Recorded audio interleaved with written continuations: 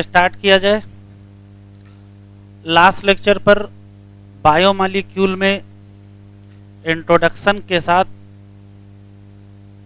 Basic biomolecule, amino acid, fatty acid, monosaccharide, primary secondary metabolites, even biomicromolecule में protein, lipid और polysaccharide भी हम लोगों ने डिस्कस कर लिया है। न्यूक्लिक एसिड के बाद जो हेडिंग दी है वह है स्ट्रक्चर ऑफ प्रोटीन। तो हेडिंग डालें structure of protein.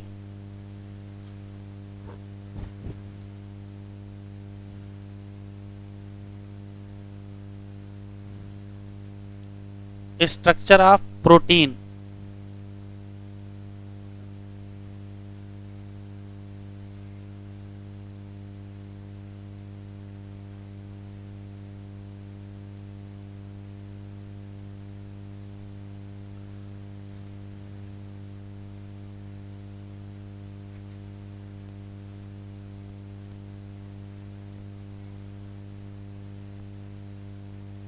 Structure of protein अभी लिखेंगे नहीं, जरा देखेंगे इधर।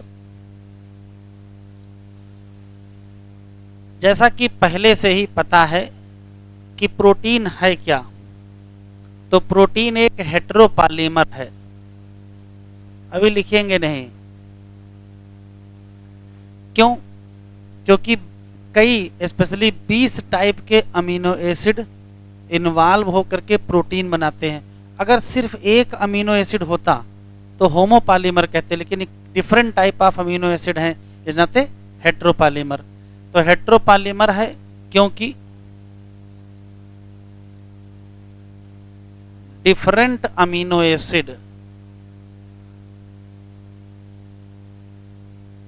इन ए प्रोटीन।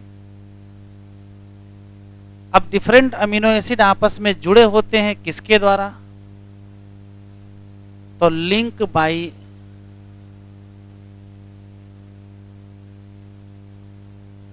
Peptide bond. इसी नाते प्रोटीन को पॉलीपेप्टाइड भी कहते हैं। इसी को पॉली का मतलब ढेर सारे, पेप्टाइड का मतलब पेप्टाइड। किसी पॉलीपेप्टाइड में चेन होती है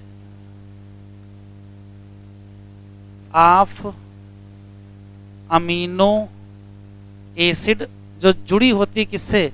पेप्टाइड बांड।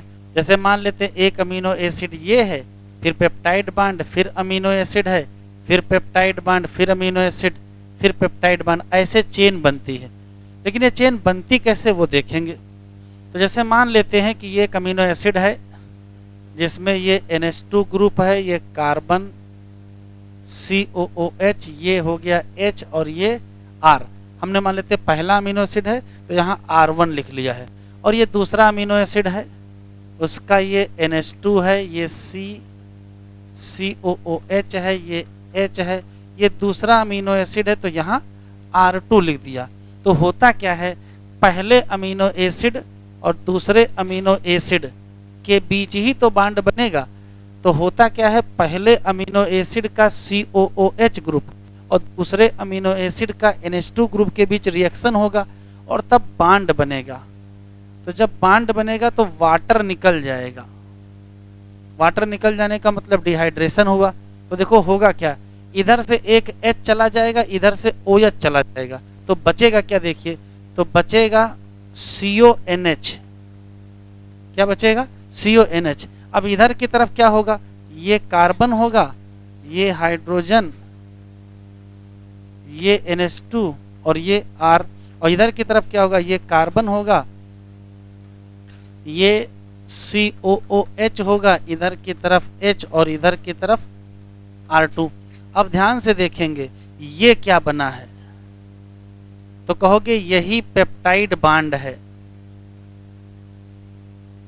और पेप्टाइड बांड किसके किसके बीच बनता है, तो कहोगे COOH group of first amino acid and NH2 group of second amino acid.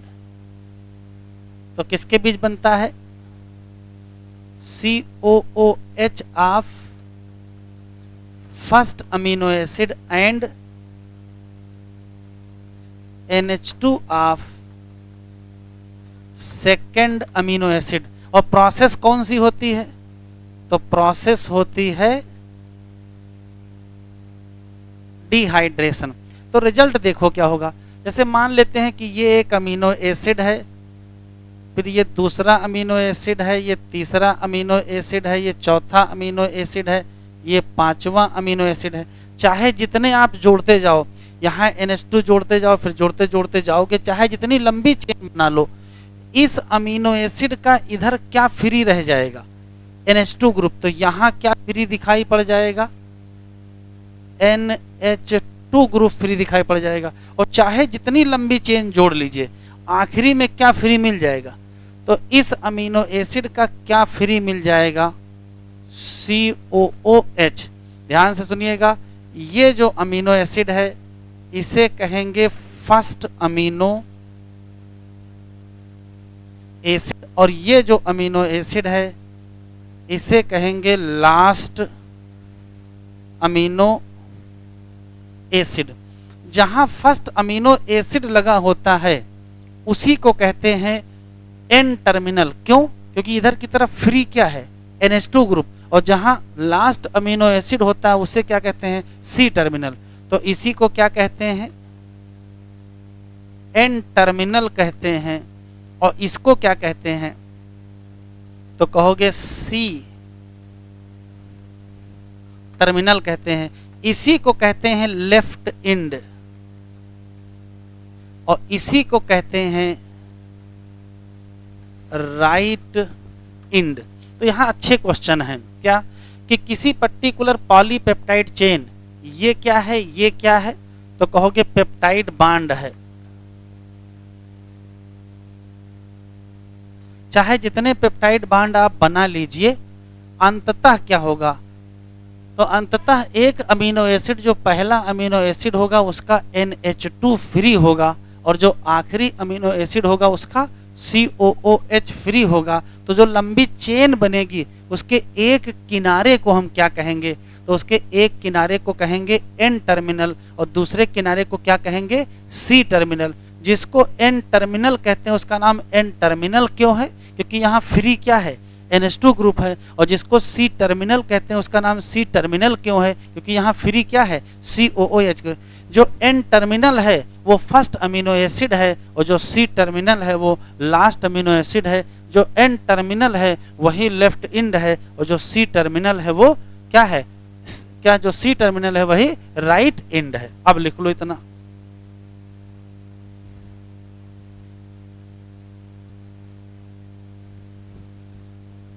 Structure of protein. अभी कुछ लिखेंगे नहीं, सुनेंगे केवल। अभी जस्ट पीछे पढ़े हैं कि जब कभी कोई पर्टिकुलर प्रोटीन बनती है तो ढेर सारे अमीनो एसिड पेप्टाइड बॉन्ड के द्वारा जुड़ जाते हैं। ऐसी कोई भी प्रोटीन जिसमें प्रोटीन एक्सटेंडेड रॉड के फॉर्म में पाई जाए, और पहला अमीनो एसिड, दूसरा अमीनो एसिड, तीसरा अमीनो एसिड या आखिरी अमीनो एसिड आप स्पष्ट बता सको, मतलब प्रोटीन में अमीनो एसिड की जो पोजीशन है वो आप बता सको, मतलब पोजीशनल इंफॉर्मेशन आपको पता हो, ऐसी कोई भी प्रोटीन जो फोल्डेड नहीं होगी उसी में आप पोजीशनल इंफॉर्मेशन बता पाओगे। तो ताजी ताजी बनी हुई प्रोटीन हो जिसमें फोल्ड ना हुआ हो, जो रॉड के फॉर्म में पाई जाती हो, और जिसमें positional information of amino acid बताना संभव हो, उसी प्रोटीन के स्ट्रक्चर को प्राइमरी स्ट्रक्चर ऑफ प्रोटीन कहते हैं। लेकिन प्रोटीन बहुत देर ऐसे अनफोल्डेड रहेगी नहीं, जल्दी ही प्रोटीन फोल्ड होगी। तो जैसे ही प्रोटीन फोल्ड होगी तो या तो फोल्ड होकर के वो सेकेंडरी स्ट्रक्चर बना लेगी, और या तो फोल्ड होकर के टर्सरी स्ट्रक्चर बना लेगी। अब सेकेंडरी स्ट्रक्चर और टर्सरी स्ट्रक्चर में अंतर है, वो भी आपको बताएंगे। तो जनरल बात ये है कि यदि कोई ऐसी प्रोटीन है जिसमें कोई फोल्डिंग नहीं हुई है, प्रोटीन रॉड के फॉर्म में है, प्रोटीन में पोजीशनल इंफॉर्मेशन आप बता सकते हो, तो उसी को हम कहते हैं प्राइमरी स्ट्रक्चर ऑफ प्रोटीन, जिसमें एक एक अमीनो एसिड आप क्या कर सको, बता सको कि अमीनो एसिड पहला कौन है, दूसरा कौन है, 10वां कौन है, 20वां कौन है। तो चाहे कह दो अनफोल्डेड प्रोटीन, या कह दो protein with positional information of amino acid, या प्रोटीन जो found as a extended rod, उसी को हम कहेंगे प्राइमरी स्ट्रक्चर ऑफ प्रोटीन। लेकिन बहुत देर ये अनफोल्डेड प्रोटीन नहीं रहेगी, जल्दी ही फोल्ड शुरू होंगे। तो फोल्ड देखो कैसे होंगे। तो हो सकता है ये फोल्ड होकर के क्या बना ले, हेलिकल स्ट्रक्चर बना ले, जिसका नाम अल्फा हेलिक्स होगा, या हो सकता है ये प्लेट जैसा स्ट्रक्चर बना ले, जिसको बीटा प्लेटेड सीट कहेंगे। चाहे अल्फा हेलिक्स बनाए चाहे बीटा प्लेट बनाए, ये सेकेंडरी स्ट्रक्चर ऑफ प्रोटीन होते हैं। क्यों? यहाँ जो फोल्ड होता है वो 2 डायमेंशनल फोल्ड होता है, और 2 डायमेंशनल फोल्ड अगर बन गया है तो उसको बनाए रखना जरूरी होगा। देखिए प्रोटीन में पेप्टाइड बांड तो पहले से ही मौजूद है, लेकिन उसके अलावा नया बांड कौन सा आएगा? तो इस स्ट्रक्चर को बनाए रखने की जिम्मेदारी किसकी है? हाइड्रोजन बांड की है।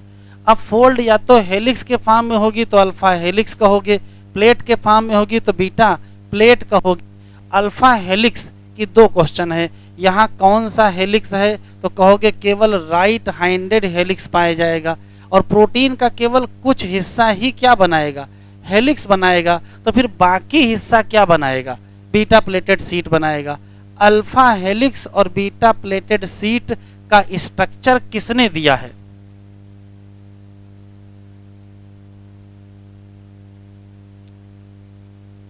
जब ये चैप्टर पढ़ना शुरू किए थे तो रामचंद्रन प्लॉट पढ़े थे, रामचंद्रन ने नहीं दिया था, नहीं दिया था। तो उसी पैराग्राफ में देखो सबसे आखिरी में किसका नाम लिखा है, पलट के देख लो। वाटसन क्रिक ने दे दिया, वाह भाई वाह, मतलब कुछ भी बताए रखो। पलटो भैया पन्ना, लाइनस पॉलिंग। तो ध्यान रखिएगा, alpha helix and beta pleated sheet structure of protein किसने दिया? जीएन रामचंद्रन नहीं, क्या? Linus Pauling. ये याद रखिएगा। वापस आइए, सेकेंडरी स्ट्रक्चर के बाद टर्सरी स्ट्रक्चर में अंतर समझिए। टर्सरी स्ट्रक्चर में भी फोल्डिंग होती है, लेकिन फोल्ड बड़ा स्पेशल होता है। जैसे ऊन ले लीजिए और उसको आप लपेटना शुरू करिए, तो थोड़ा थोड़ा ऐसे लपेटते हैं, फिर ऐसे लपेटते हैं, फिर ऐसे लपेटते हैं, ऐसे घुमा घुमा के गोला बना देते हैं।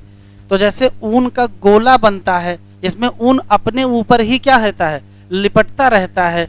तो जब प्रोटीन अपने ऊपर ही फोल्ड होती रहे, और जब अपने ऊपर फोल्ड होगी तो 3D फोल्डिंग हो जाएगी, 3D स्ट्रक्चर बनेगा। तो टर्सरी स्ट्रक्चर क्या है? ये भी फोल्डेड ही है, बस क्या हो जाएगी? 3D। और कैसी फोल्डिंग है? फोल्डेड अपान इटसेल्फ, अपने ऊपर ही फोल्ड होगा, जैसे हालो वूलन बाल। अब सवाल यह है कि जब ये टर्सरी स्ट्रक्चर बनेगा तो इसको भी बनाए रखना जरूरी होगा।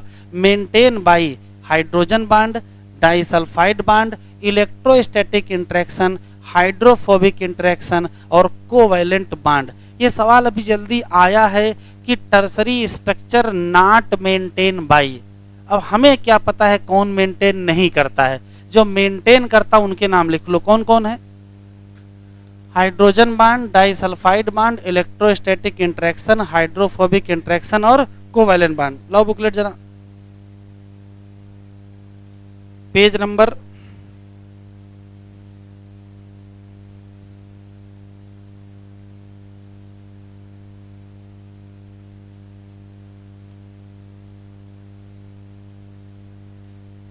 Number 37, question number 10।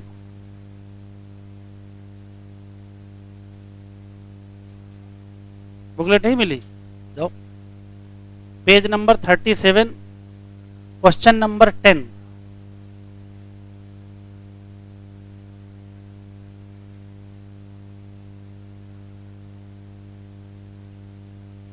क्या बताओगे? कह रहा सबसे कम कौन सा इन्वॉल्व होगा, लीस्ट लाइकली। तो यहां जो लिखे वो छोड़ देना, बाकी जो बचेगा वो आंसर लगा देना। तो कौन सा आंसर दोगे? तो ईस्टर बांड दे दीजिएगा। क्लियर है? तो ये सवाल आया हुआ है। कहीं तो डाइसल्फाइड बांड से पूछना पड़ेगा कैसे मेंटेन करेगा, हम क्या जाने कैसे मेंटेन करेगा। बांड बन जाएंगे, दो मॉलिक्यूल के बीच स्ट्रक्चर बना रहेगा। इधर देखो, जैसे ये चेन बन गया है, इस चेन के बीच यहाँ क्या बन जाएगा, डाइसल्फाइड बांड बन जाएगा, चेन रुकी रहेगी। तो काम की बात ये है कि या तो प्रोटीन फोल्ड नहीं है तो प्राइमरी स्ट्रक्चर है, फोल्ड है तो सेकेंडरी स्ट्रक्चर है या टर्सरी स्ट्रक्चर है, तो फिर फोल्ड तय करेगा। फोल्ड अगर 2D फोल्ड है तो सेकेंडरी स्ट्रक्चर है, और 3D फोल्ड है तो टर्सरी स्ट्रक्चर है। सेकेंडरी स्ट्रक्चर में केवल हाइड्रोजन बांड नया आया है और टर्सरी स्ट्रक्चर में कई बांड आ गए हैं। हाइड्रोजन बांड है, डाइसल्फाइड है, बाकी बहुत सारे इंट्रैक्शन भी पाए जाएंगे। ठीक है, सबसे काम का सवाल यह है कि प्रोटीन से बहुत सारी बायोलॉजिकल एक्टिविटी होती है। तो जब प्रोटीन से बहुत सारी बायोलॉजिकल एक्टिविटी होंगी तो ज़्यादातर एक्शन में कौन इन्वॉल्व होगा, आंसर देंगे टर्सरी, नेसेसरी फॉर मेनी या ऑल बायोलॉजिकल एक्टिविटी। तो बायोलॉजिकल एक्टिविटी में कौन सी प्रोटीन ज़्यादा इन्वॉल्व है, तो आंसर क्या देंगे, टर्सरी इन्वॉल्व है। कभी कभार ये देखने को मिलता है कि मान लेते हैं कि ये फोल्डेड पॉलीपेप्टाइड, ये दूसरी फोल्डेड, तीसरी, चौथी, पांचवी, ऐसे बहुत सारी हो गई। तो बहुत सारी फोल्डेड पॉलीपेप्टाइड चेन हैं। अगर ढेर सारी फोल्डेड पॉलीपेप्टाइड चेन इकट्ठा हो जाएं और मिल करके एक बड़ी प्रोटीन बनाए, तो अगर मिल करके एक बड़ी प्रोटीन बनाएंगे तो उसी का नाम क्वाटरनरी स्ट्रक्चर होगा। क्या, form by assemblage of many folded polypeptide chain. Folded polypeptide chain मिलेंगी तो जितनी चेन मिलेंगी उन सब को क्या कहोगे, सब यूनिट कहोगे क्वाटरनरी प्रोटीन का। और सब यूनिट आपस में जुड़ेंगे कैसे, तो उनके जुड़ने के कई तरीके हैं। या तो क्यूब के फॉर्म में जुड़ जाएंगे, तो प्लेट के फॉर्म में जुड़ जाएंगे, या तो लंबी चेन बना लेंगे। तो क्यूब बन सकता है, प्लेट बन सकता है, स्ट्रिंज बन सकता है, लेकिन फाइनली जो बनेगा वो बनेगा क्या, क्वाटरनरी। ये मतलब ना निकाल लीजिएगा कि क्वाटरनरी स्ट्रक्चर में 4 ही पॉलीपेप्टाइड जुड़ती हैं। 4 से इसका मतलब नहीं, चूंकि प्राइमरी, सेकेंडरी, टर्सरी बोल रहे थे तो क्या बोलना पड़ा, क्वाटरनरी बोलना पड़ा। इसका 4 से कोई लेना देना नहीं है कि 4 ही चेन जुड़ेंगे। वो अलग बात है कि एग्जाम्पल ऐसा है, ह्यूमन हीमोग्लोबिन में 4 पॉलीपेप्टाइड चेन जुड़ जाती हैं, तो कहो 4 सब यूनिट हैं, तो 2 अल्फा चेन एक जैसी होती हैं, 2 बीटा चेन एक जैसी होती हैं। ऐसे ही एंटीबॉडी या इम्यूनोग्लोबुलिन में भी क्या है, 4 ही पॉलीपेप्टाइड चेन है। तो जब 4 पॉलीपेप्टाइड चेन है तो फिर 2 H चेन हो जाएंगे और 2 L चेन हो जाएंगे। तो जनरल बात यह है कि फोल्ड अगर नहीं है तो प्राइमरी, फोल्ड है सेकेंडरी, फोल्ड है टर्सरी, और फोल्डेड प्रोटीन इकट्ठा हो जाएं और कई प्रोटीन मिल करके बड़ी प्रोटीन बनाए तो उसका नाम क्वाटरनरी। खोलो एनसीईआरटी।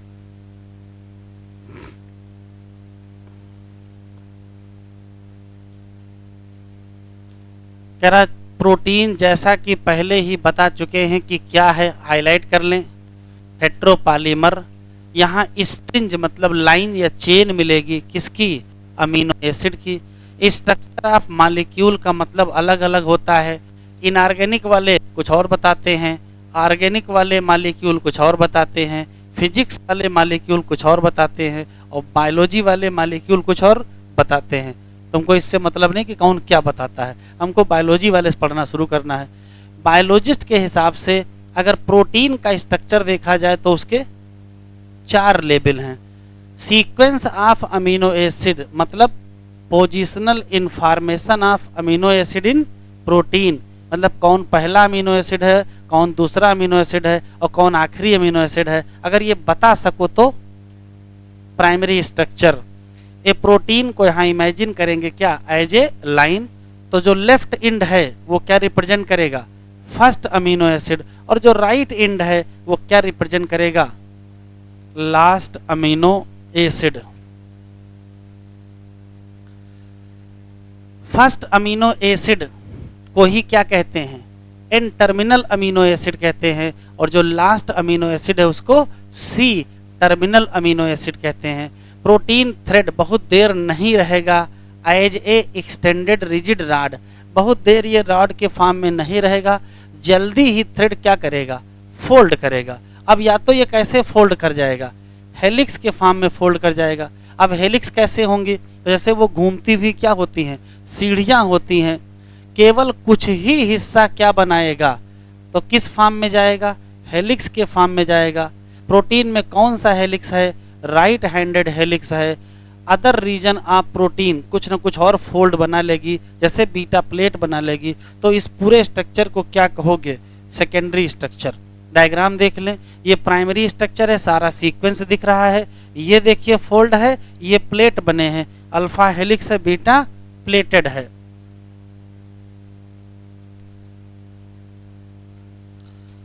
फिर देखो लिखा है कि कभी कभार लॉन्ग प्रोटीन चेन कुछ ऐसे फोल्ड होती कि अपने ऊपर ही फोल्ड होने लगती है, बिल्कुल वैसे जैसे ऊन का गोला बनाते हो, और इससे क्या बनता है, टर्सरी स्ट्रक्चर। कौन सा व्यू आता है, 3 डायमेंशनल व्यू। ये लाइन बहुत इंपॉर्टेंट है। Tertiary structure absolutely necessary for many biological activity of protein. अगर यहाँ मेनी को हटा के आल कर देगा तो गलत हो जाएगा, ठीक है, क्योंकि कहीं ना कहीं प्राइमरी भी लग जाती है, कहीं ना कहीं सेकेंडरी भी लग जाती है। यहाँ बांड देखो, 2 बांड दिखाए हैं, कौन से, हाइड्रोजन बांड और डाइसल्फाइड बांड। कभी कभार कुछ ऐसी प्रोटीन होती हैं जो बनती हैं किससे, assembly of more than 1 polypeptide, और तब उनको का नाम क्या कहोगे, सब यूनिट। किस मैनर में ये आपस में जुड़ेंगे, इसके अलग अलग मैनर हैं, या तो वो स्ट्रिंज ऑफ स्फीयर होगा, या तो एक दूसरे के ऊपर होकर के क्या बना लेंगे, क्यूब, या क्या बना लेंगे, प्लेट। उससे मतलब नहीं है, आर्किटेक्चर का कोई मतलब नहीं है। ये स्ट्रक्चर जो बनेगा वो क्वाटरनरी होगा। एग्जाम्पल ना भूलिएगा, एडल्ट ह्यूमन हीमोग्लोबिन कितनी, 4 सब यूनिट या 4 पॉलीपेप्टाइड चेन, 2 एक जैसी हैं जिनको हम क्या कहते हैं, अल्फा चेन, और 2 एक जैसी हैं जिनको क्या कहते हैं, बीटा चेन। हीमोग्लोबिन वाला दिया है, एंटीबॉडी वाला नहीं दिया, लेकिन वो भी याद रखिएगा कौन सा है, तो क्वाटरनरी स्ट्रक्चर है। हेडिंग डालिए।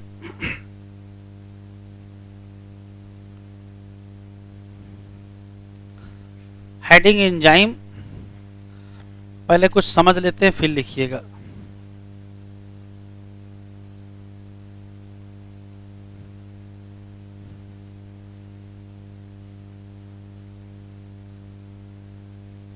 एंजाइम,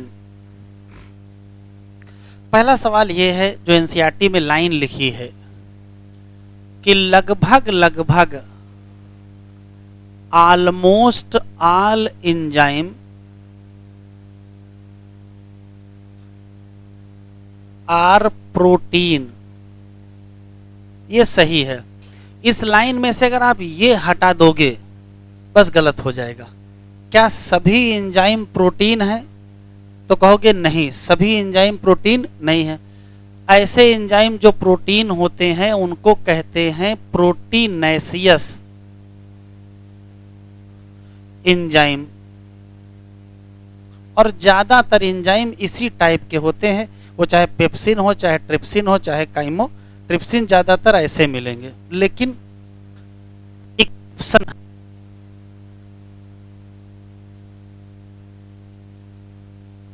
एक्सेप्शन ये है कि कुछ न्यूक्लिक एसिड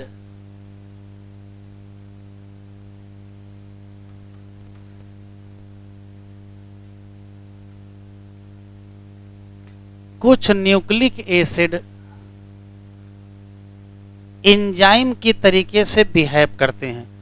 तो जैसे कहोगे एंजाइम की तरीके से बिहेव करते हैं, तो उस एंजाइम को क्या कहोगे, तो नॉन प्रोटीनेशियस एंजाइम। एक क्वेश्चन। दूसरा ये है कि जब न्यूक्लिक एसिड एंजाइम की तरीके से काम करेगा तो कौन सा न्यूक्लिक एसिड, तो 2 ही ऑप्शन है, या तो डीएनए या तो आरएनए। तो यहाँ क्या लगाओगे, तो कहोगे आरएनए एज ए एंजाइम काम करता है। जैसे बोलोगे आरएनए वैसे पूछेगा कौन सा आरएनए, तब बताओगे राइबोसोमल आरएनए। राइबोसोमल आरएनए बता नहीं पाओगे, तब तक ऑप्शन देगा 16 S RNA, 13 S RNA, 15 S RNA, 23 S RNA, 5 S RNA, 18 S, 28 S, बहुत सारे एस आप जानते हो, इसमें से कौन सा है, तो कहोगे 23 एस आरएनए। Ribosomal RNA. ये एंजाइम की तरीके से काम करता है, किसमें? तो कहोगे बैक्टीरिया में। किसमें काम करता है? बैक्टीरिया। चूंकि आरएनए एंजाइम की तरीके से काम कर रहा है, इसी नाते इन एंजाइम को कहते हैं राइबोजाइम। राइबोजाइम क्या है? तो कहोगे वो एंजाइम जो किसका बना हो? आरएनए का। या कहोगे क्या है? Non proteinaceous enzyme.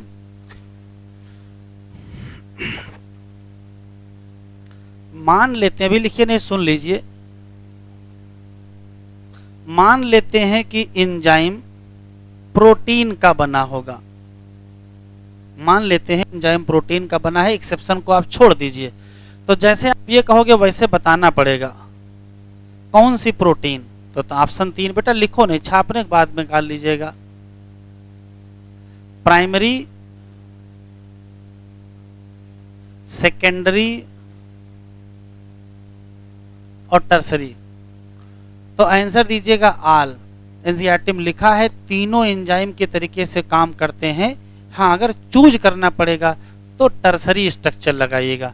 जैसे हम टर्सरी प्रोटीन कहेंगे, इसका मतलब है कि ये फोल्डेड होगी अपॉन इटसेल्फ। और जैसे आप फोल्ड करोगे, ऐसे ऐसे आप फोल्ड करोगे, वैसे बनेगा क्या?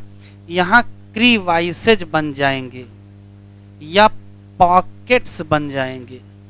इन क्रीवाइसेज या पॉकेट का नाम एक्टिव साइट होगा। क्या होगा? Active site. और यही वो जगह है, यही वो जगह है जहां क्या होगा? सबस्ट्रेट बाइंड करेगा।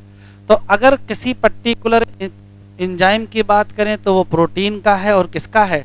टर्सरी प्रोटीन का है। इसका मतलब है कि एंजाइम में अगर क्या है? एक्टिव साइट है। एंजाइम में यदि एक्टिव साइट है तो क्या करेगा? इनहैंस कर देगा।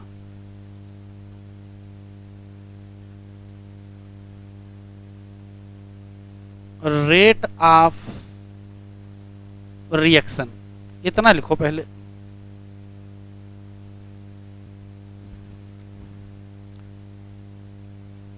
ऐसा कोई भी केमिकल जो किसी पर्टिकुलर रिएक्शन को इनहैंस करे, उसको हम कैटालिस्ट कहते हैं। जैसे एंजाइम भी एक प्रकार का कैटालिस्ट है। तो कैटालिस्ट तो केमिस्ट्री में भी होते हैं, जिनको एनसीईआरटी में यहाँ इनऑर्गेनिक कैटालिस्ट कहा है। जैसे मेटलर्जी में बहुत सारी आप फर्नेस पढ़ते हो, बहुत सारी फर्नेस इनऑर्गेनिक केमिस्ट्री में आपको पढ़ाई जाती होंगी, जिनका टेम्परेचर बहुत सा होता है, 800 1000 डिग्री सेंटीग्रेड मेटलर्जी में। तो इसका मतलब वहाँ के जो कैटालिस्ट हैं वो बहुत हाई टेम्परेचर पर काम कर लेते हैं। तो इनऑर्गेनिक कैटालिस्ट और एंजाइमेटिक कैटालिस्ट के काम करने के तरीके में अंतर है। इनऑर्गेनिक कैटालिस्ट हाई टेम्परेचर या प्रेशर पर काम कर सकता है, लेकिन एंजाइमेटिक कैटालिस्ट उस हाई टेम्परेचर या प्रेशर पर काम नहीं कर पाएगा। क्यों? जैसे ज़्यादा टेम्परेचर होगा, एंजाइम की जो प्रोटीन है वो खराब होने लगेगी। अब प्रोटीन डीनेचर्ड हो जाएगी तो एंजाइम बचेगा ही नहीं, तो काम कैसे करेगा? लेकिन एक बड़ी समस्या एग्जाम्पल है, कुछ दुनिया में ऐसे ऑर्गेनिज्म हैं जो बहुत हाई टेम्परेचर पर जिंदा रहते हैं, 80-90 डिग्री सेंटीग्रेड पर जिंदा रह रहे हैं। अब सवाल है, 80-90 डिग्री सेंटीग्रेड पर अगर कोई बैक्टीरिया जिंदा है, इसका मतलब है कि उस बैक्टीरिया की मेटाबॉलिक रिएक्शन 80-90 डिग्री सेंटीग्रेड पर चल रही है। इसका मतलब है कि उसके एंजाइम 80-90 डिग्री सेंटीग्रेड पे काम कर रहे हैं। इसका मतलब है कि उस पर्टिकुलर ऑर्गेनिज्म के एंजाइम हाई टेम्परेचर पर भी काम कर सकते हैं, मतलब हाई टेम्परेचर पर खराब नहीं होंगे। फिर से सुनते हैं, inorganic catalyst high temperature pressure पर काम कर सकते हैं, एंजाइमेटिक कैटालिस्ट हाई टेम्परेचर पर काम नहीं करेंगे, डैमेज हो जाएंगे। जैसे आप 40 डिग्री सेंटीग्रेड के ऊपर जाओगे डैमेज होने लगेंगे। लेकिन कुछ ऑर्गेनिज्म है दुनिया में जो हाई टेम्परेचर पर सरवाइव कर रहे हैं। इसका मतलब है उनके टेम्परेचर, हाई टेम्परेचर पर उनके एंजाइम भी काम कर रहे होंगे। इसका मतलब है कि उनके एंजाइम हाई टेम्परेचर पर खराब नहीं होते हैं। ऐसा कोई भी एंजाइम जो हाई टेम्परेचर पर खराब नहीं होता है, वो काम करता रहता है, उसको कहते हैं थर्मोस्टेबल एंजाइम। क्या कहते हैं? Thermostable enzyme. और ऐसे ऑर्गेनिज्म जो हाई टेम्परेचर पर जिंदा रह लेते हैं उनको कहते हैं थर्मोफिलिक ऑर्गेनिज्म। क्या कहते हैं? Thermophilic organism. तो ओवरव्यू है, जरा लिख लीजिए 3-4 क्वेश्चन।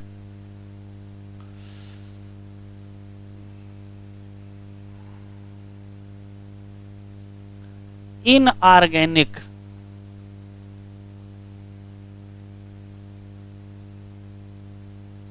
कैटालिस्ट ये काम कर सकते हैं में एक्ट एट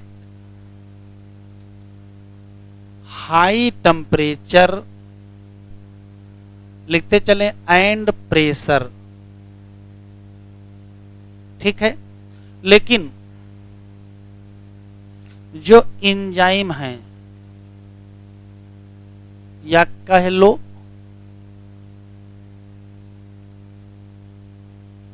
एंजाइमेटिक कैटालिस्ट हैं, वो नॉट एक्ट, काम नहीं कर पाएंगे एट हाई टेम्परेचर। जैसे एनसीईआरटी में लिखा है एबव 40 डिग्री सेंटीग्रेड। क्यों नहीं काम करेंगे?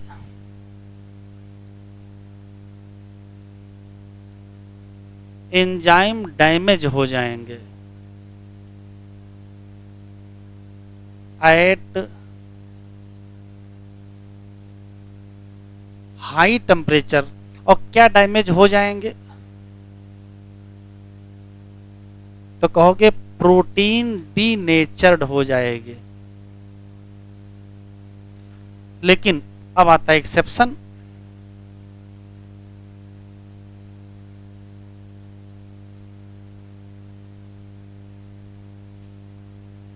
एक्सेप्शन ये है कि जो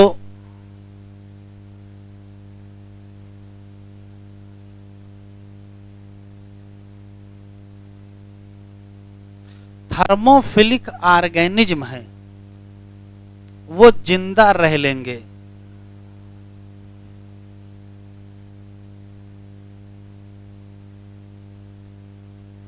survive eight high temperature. NCERT में जो टेम्परेचर लिखा है वो लिख लीजिए 80 से 90 डिग्री सेंटीग्रेड। अब ये हाई टेम्परेचर कहाँ मिलेगा? तो जो एनसीईआरटी में लिखा है hot vents and sulphur spring. तो ऐसा कैसे संभव हो पाया? तो कहोगे इनके जो एंजाइम होते हैं वो कैटालिटिकली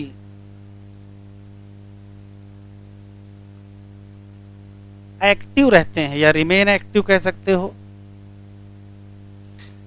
रिमेन एक्टिव एट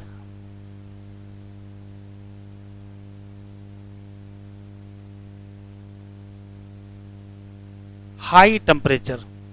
ये एक्टिव रहते हैं हाई टेम्परेचर पर। क्यों? क्योंकि जो एंजाइम हैं वो थर्मोस्टेबल होते हैं।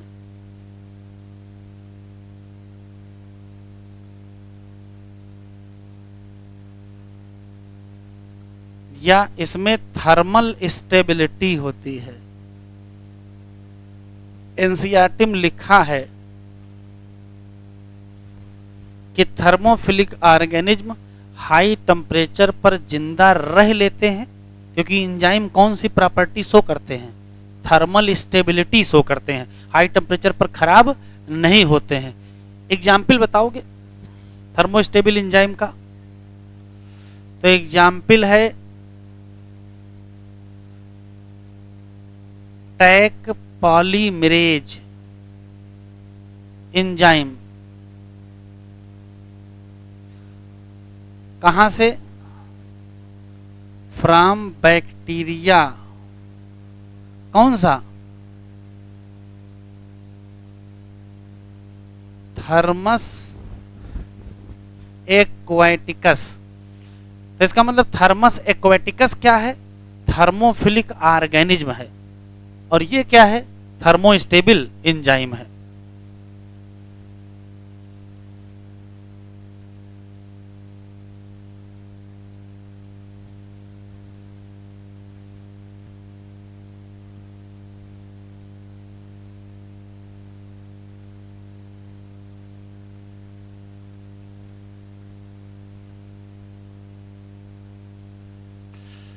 यहां लिखा है almost all enzyme are protein. जैसे ऑलमोस्ट हटाओ गलत हो जाएगा। क्यों? न्यूक्लिक एसिड भी काम कर सकते हैं किसका? एंजाइम। जब न्यूक्लिक एसिड एंजाइम का काम करेंगे तो राइबोजाइम। कह रहा एंजाइम जैसे कि एनी प्रोटीन हो सकता है उसका स्ट्रक्चर क्या हो? प्राइमरी स्ट्रक्चर हो, मतलब अमीनो एसिड का सीक्वेंस पता हो। लेकिन हो सकता है एनी प्रोटीन जिसका स्ट्रक्चर सेकेंडरी या टर्सरी हो। लेकिन जब हम टर्सरी की बात करते हैं तब तो फोल्डेड अपॉन इटसेल्फ होता है, क्रिस क्रॉस लाइक इटसेल्फ करेंगे और बनेंगे क्या? मैनी क्या बन जाएंगे? पॉकेट्स। ऐसे ही किसी एक पॉकेट का नाम एक्टिव साइट होगा, और एक्टिव साइट वही जगह है जहां सबस्ट्रेट क्या होता है? फिट होता है। ऐसा एंजाइम जिसमें क्या हो? एक्टिव साइट हो, वो कैटालाइज करेगा रिएक्शन को हाई रेट। एंजाइमेटिक कैटालिस्ट और इनऑर्गेनिक कैटालिस्ट में क्या होता है? अंतर होता है। क्या?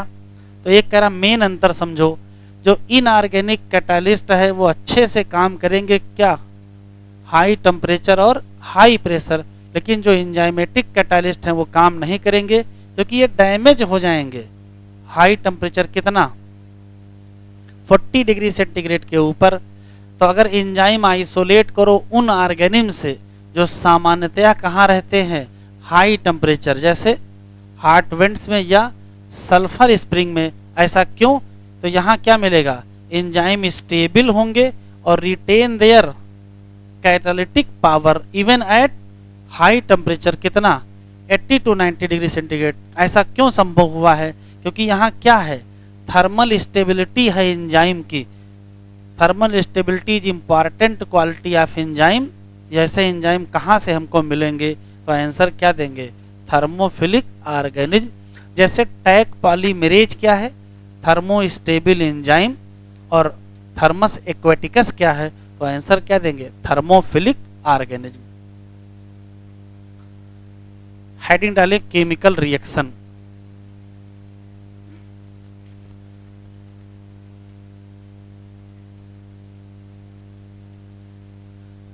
केमिकल रिएक्शन में भी जनरल कहानी लिखी है। सिर्फ ये लिखा है कि जब कभी कोई केमिकल रिएक्शन होती है, केमिकल रिएक्शन में कोई भी कंपाउंड जो होता है केमिकल, उसके पास 2 ही 3 चांस हैं। या तो उसमें फिजिकल चेंज आ जाए, जैसे आइस को मेल्ट करिए वाटर बना लीजिए और वाटर को गर्म करके वेपर बना लीजिए, ये स्टेट ऑफ मैटर बदल रहा है। यहाँ कोई केमिकल रिएक्शन नहीं हो रही है, लेकिन इसका मतलब है कि जब बिना बांड तोड़े कुछ बदलाव हो जाए तो वो फिजिकल, बांड अगर टूट जाए या बन जाए तो वो केमिकल। और केमिकल फिर 2 टाइप का, इनऑर्गेनिक और ऑर्गेनिक। लिखो chemical reaction. Chemical reaction, chemical reaction की भूमिका ऐसे बनाई गई है कि किसी केमिकल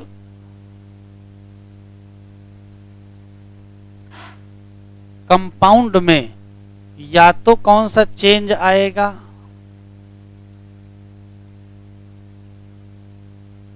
फिजिकल चेंज होगा। फिजिकल चेंज का मतलब है चेंज विदाउट बॉन्ड,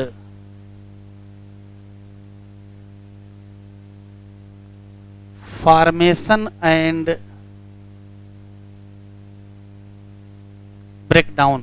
ना तो बांड बनेगा और ना ही बांड टूटेगा, तो हम फिजिकल चेंज कहेंगे या फिजिकल प्रोसेस भी कह सकते हैं इसको।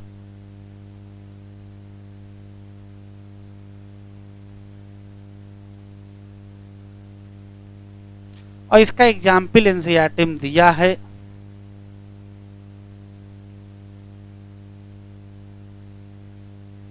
चेंज इन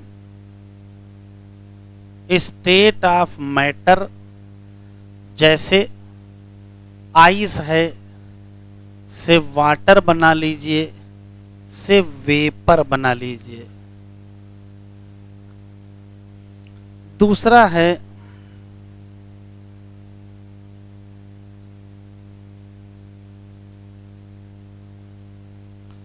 केमिकल चेंज,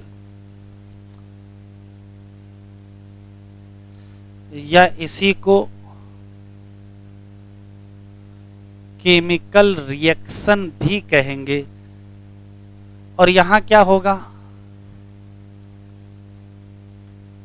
यहां होगा चेंज विद बॉन्ड,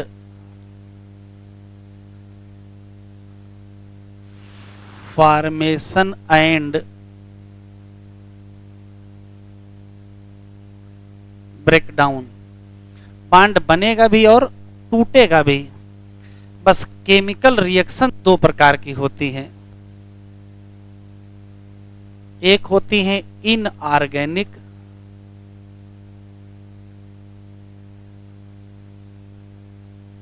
इसका एग्जाम्पल एनसीईआरटी में दिया है, बेरियम हाइड्रोक्साइड का रिएक्शन करा दिया गया H2SO4 से, तो बन गया barium sulphate plus water.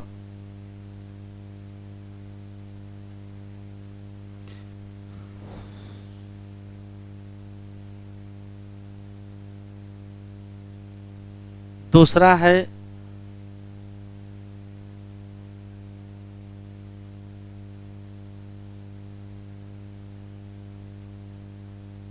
Organic reaction.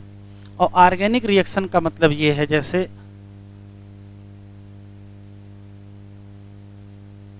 Hydrolysis की जाए स्टार्च इनटू ग्लूकोज,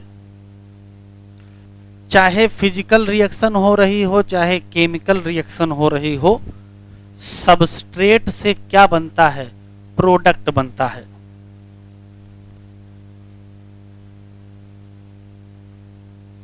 तो जब कभी रिएक्शन होती है तब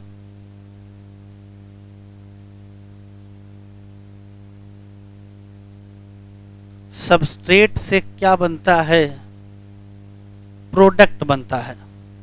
अब वो substrate physical chemical organic inorganic कुछ भी चेंज हो जाए उससे मतलब नहीं है, जो भी प्रोडक्ट बनेगा उसके बनने का जो रेट होगा उसी को रेट ऑफ रिएक्शन कहेंगे। रेट ऑफ रिएक्शन क्या है,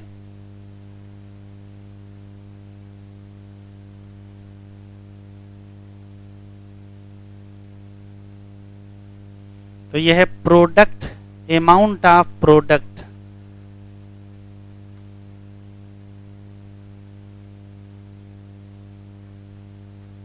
formed per unit area, sorry per unit time.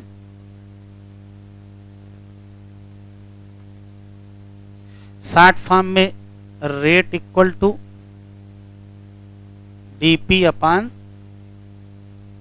dt कहते हैं। रेट को वेलोसिटी भी कह सकते हैं।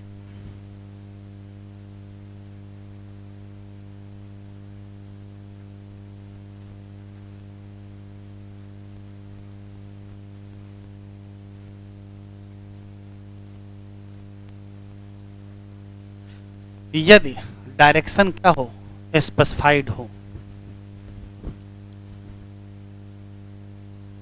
शुरू करें।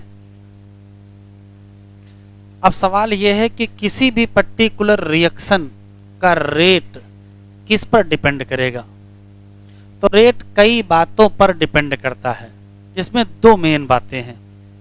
जहां रिएक्शन हो रही है वहां का टेम्परेचर कैसा है, एक तो टेम्परेचर पर डिपेंड करेगा, और दूसरा बहुत सारे और फैक्टर हैं, जैसे एंजाइम है कि एंजाइम नहीं है। अगर एंजाइम होगा तो रेट बहुत तेज होगी, और एंजाइम नहीं होगा तो रेट स्लो होगी। तो दो यहाँ फैक्टर लिखे हैं, एक टेम्परेचर का असर है और एक एंजाइम का। टेम्परेचर वाले में क्या लिखा है, तो एक जनरल रूल ऑफ थंब है। थंब रूल क्या कहता है कि अगर 10 डिग्री सेंटीग्रेड टेम्परेचर चेंज कर दो, तो अगर वो चेंज फेवर में होगा तो रेट डबल हो जाएगा, और अगर चेंज फेवर में नहीं होगा तो क्या हो जाएगा, रेट आधा हो जाएगा। फेवर के होने का मतलब है, जैसे मान लेते हैं लो टेम्परेचर पर रिएक्शन हो रही है और रिएक्शन कह रही है कि टेम्परेचर बढ़ाओ, और आपने 10 बढ़ा दिया तो ये फेवर में हो गया है। रिएक्शन का टेम्परेचर हाई है, रिएक्शन की डिमांड है कि टेम्परेचर आप घटाओ, लेकिन आप बढ़ाए ही जा रहे हो। तो अगर हाई पे हो रहा है और हाई करोगे तो क्या हो जाएगा, रेट घट जाएगा। तो अगर 10 डिग्री सेंटीग्रेड चेंज करोगे तो या तो फेवर में होगा तो रेट डबल हो जाएगा, और अगर फेवर में नहीं है तो रेट क्या हो जाएगा, आधा हो जाएगा। लिख लीजिए, फैक्टर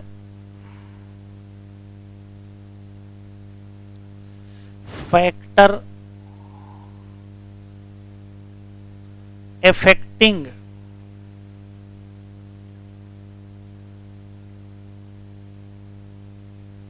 rate of रिएक्शन। अब रेट ऑफ रिएक्शन में दो चीजें आती हैं, एक क्या है,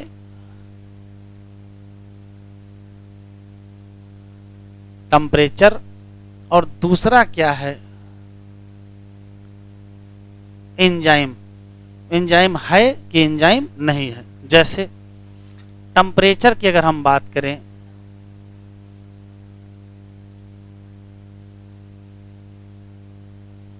तो टेम्परेचर का इफेक्ट अगर जानना है तो कौन सा, तो जनरल रूल ऑफ क्या, थंब। और ये कहता क्या है, तो जनरल रूल ऑफ थंब कहता है कि अगर 10 डिग्री सेंटीग्रेड राइज कर दो क्या, टेम्परेचर, तो रेट का हाल क्या होगा। तो 10 डिग्री सेंटीग्रेड अगर चेंज करोगे तो रेट या तो क्या हो जाएगी, डबल, और या तो क्या हो जाएगी, हाफ।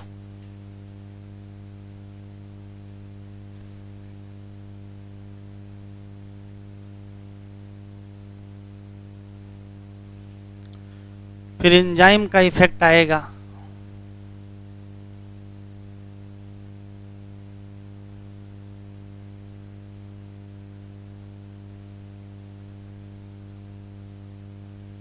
एंजाइम का इफेक्ट अगर जानना चाहते हो तो रिएक्शन बगैर एंजाइम के करा के देख लो। जब बगैर एंजाइम के रिएक्शन कराओगे तो प्रोडक्ट के बनने का रेट काफ़ी स्लो होगा, और जब एंजाइम के साथ कराओगे तो प्रोडक्ट काफ़ी तेजी से बनेगा। तो विदाउट एंजाइम क्या होगा, स्लो रेट होगा, और विद एंजाइम क्या होगा, फास्ट होगा। विदाउट एंजाइम वाली रिएक्शन को अनकैटेलाइज्ड रिएक्शन कहते हैं। क्या कहते हैं, अनकैटेलाइज्ड। और अगर एंजाइम है तो कहेंगे कैटेलाइज्ड। तो असर कैसे देखोगे, तो दो चीजें होती हैं, एक होती है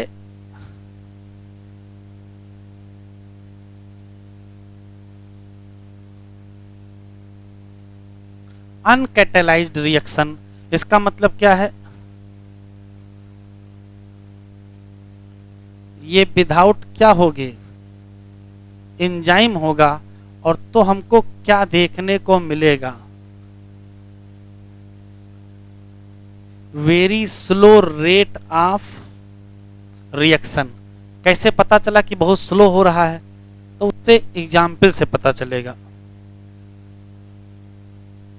एग्जाम्पल ये है कि CO2 ले लीजिए, वाटर ले लीजिए और रिएक्शन करा दीजिए, तो क्या बना दीजिए? H2CO3 बना दीजिए। कितने H2CO3 बनेंगे? तो इस केस में H2CO3 की संख्या 200 पर आवर है। 200 पर आवर का मतलब 200 H2CO3 बनेंगे 1 घंटे में। लेकिन यही रिएक्शन कैटालाइज्ड करा दी जाए,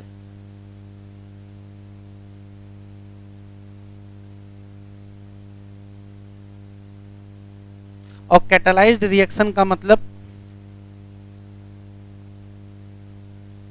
विद एंजाइम। तो जैसे विद एंजाइम कराओगे, कौन सा एंजाइम होगा?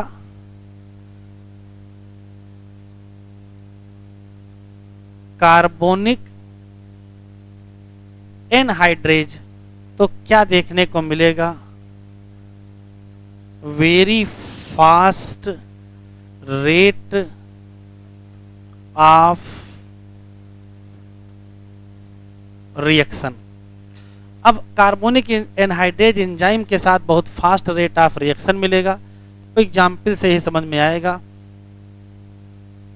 CO2 वही है, वाटर वही है, रिएक्शन का प्रोडक्ट भी वही है, बस H2CO3 कितने बने ये देखना पड़ेगा।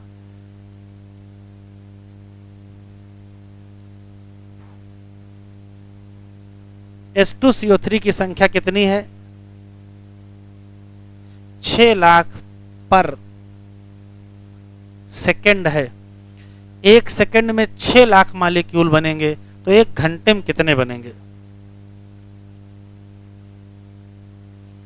तो भैया 1 सेकंड में जितने बन रहे हैं उसको 3600 से गुणा कर दीजिए।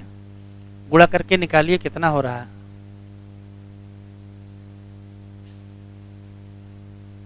वो तो रटा है। देखो कितने जीरो बढ़ेंगे। अभी कितने जीरो हैं? अभी 5 जीरो हैं, और तब हो जाएंगे 7 जीरो। तो अगर आपसे क्वेश्चन पूछा जाए कि यहां जो एंजाइम लग रहा है कौन सा? कार्बोनिक एनहाइड्रेज, वो इनहांस कर देगा रेट कितना? तो 10 मिलियन टाइम। 10 million time. ये कहां पाया जाता है? Present in cytoplasm of RBC, याद है? और कहां मिलता है? प्लाज्मा में।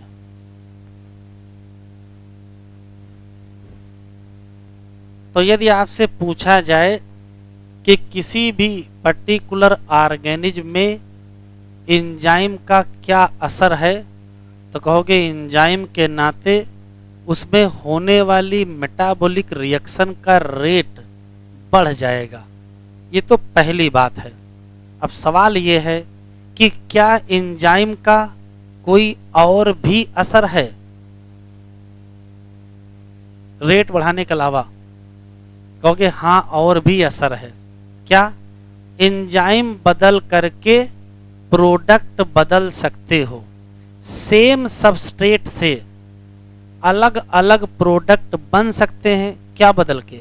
एंजाइम बदल के। एग्जाम्पल से समझ में लिख लिया सबने? एग्जाम्पल समझ में आएगा।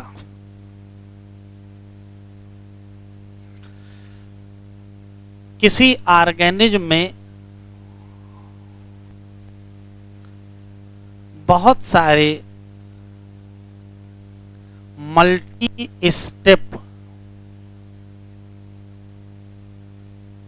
रिएक्शंस होती हैं जिनको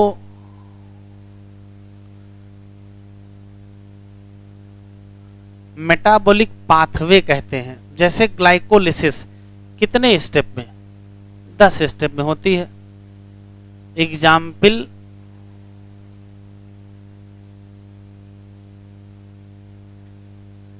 ग्लाइकोलिसिस 10 स्टेप, तो 10 ही क्या लगेंगे? एंजाइम लगेंगे। भाई अलग अलग स्टेप के अलग अलग क्या होंगे? एंजाइम। अब ध्यान से सुनिएगा, ग्लूकोज को ले लिया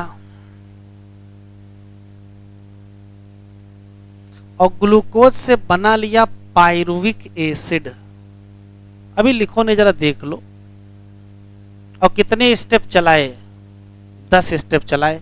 और अगर ऑक्सीजन अवेलेबल है तो स्टेप बढ़ जाएगा, इसी से बन जाएगा एसिटाइल कोएंजाइम ए, और फिर चलेगी क्रेब साइकिल और ईटीएस और बहुत सारी एटीपी बनेंगी।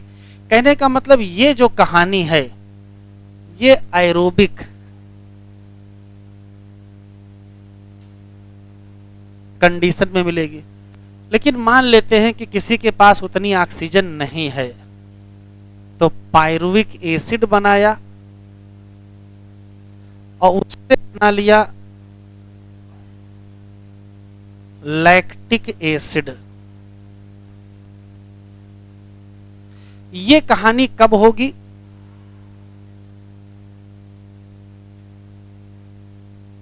एनएरोबिक कंडीशन में होगी। और किस में होगी? तो या तो ये स्केलेटल मसल में मिलेगी और या तो बैक्टीरिया में मिलेगी। ध्यान से सुनिएगा, यहां से तक के 10 एंजाइम तो सेम है, सिर्फ एक एंजाइम बदलिए। यहां का एंजाइम बताओ बस, यहां का एंजाइम पायरुवेट डिहाइड्रोजिनेज, और यहां का एंजाइम देखो ध्यान से, सिर्फ एक एंजाइम बदला है और ग्लूकोज का प्रोडक्ट बदल गया है। यहां एंजाइम 10 वही लिए, एक नया ले लिए, यहां 10 वही लिए, एक नया ले लिए, तो क्या मिल गया? Lactate dehydrogenase. फिर देखो, इसी ग्लूकोज से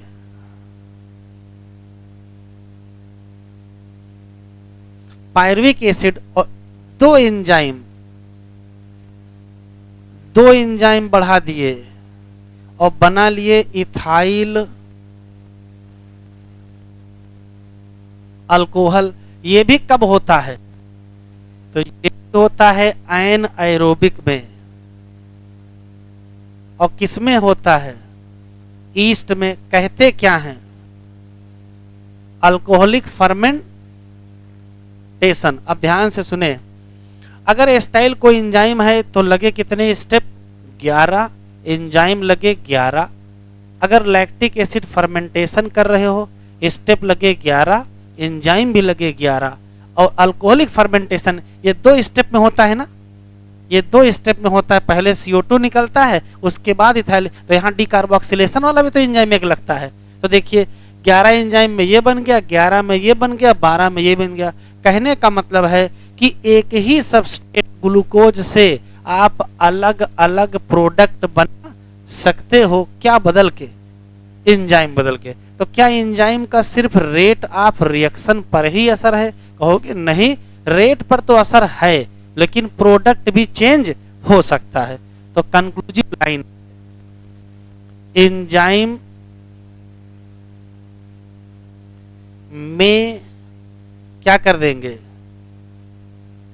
चेंज प्रोडक्ट ऑफ सबस्ट्रेट। लिखो,